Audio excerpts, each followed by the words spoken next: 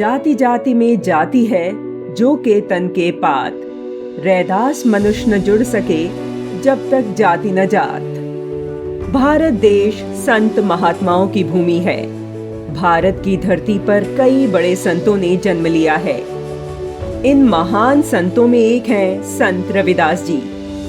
जातिवाद को छोड़कर प्यार करना रविदास जी ने इस दुनिया को सिखाया।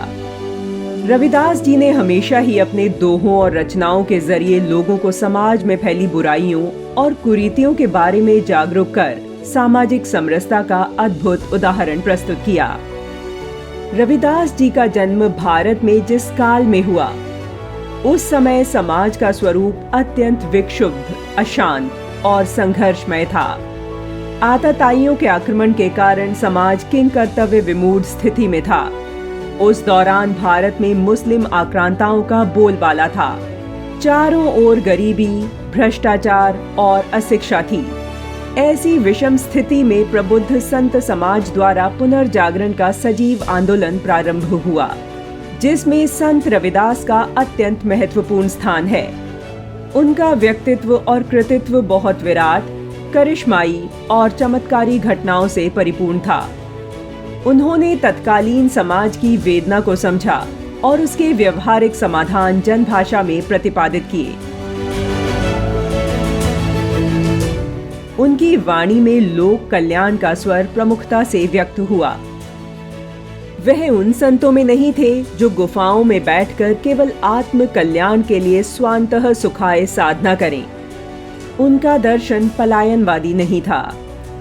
उनकी दृष्टि में वही व्यक्ति साधु है जिसने सतरूपी परम तत्व को अनुभूत कर अपने व्यक्तित्व से ऊपर उठकर उसके साथ तादात्म्य स्थापित कर लिया हो और जिनके कार्यों से लोक कल्याण की पवित्र धारा प्रवाहित होती हो।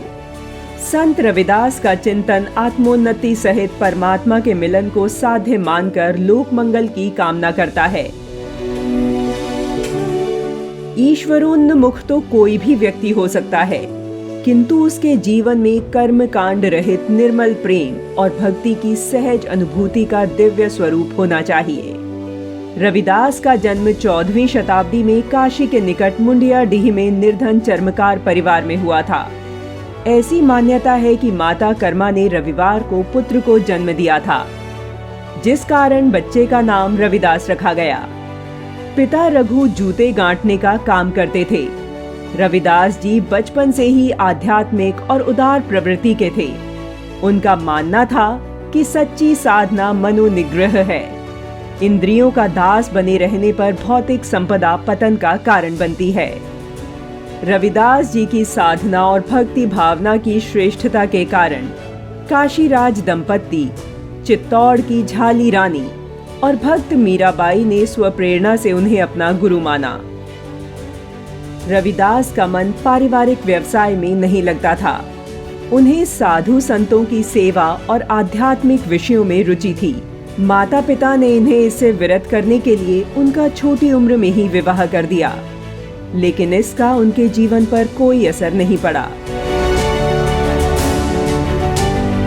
युग प्रवर्तक स्वामी रामानंद जी को अपना गुरु बना लिया। गुरुजी के सानिध्य में ही उन्होंने योग साधना और ईश्वरीय साक्षात्कार प्राप्त किया। श्री गुरु ग्रंथ साहिब में उनके लगभग 40 पदों को समावेश किया गया। आज के सामाजिक वातावरण में समरसता का संदेश देने के लिए संत रविदास जी का जीवन प्रेरक है।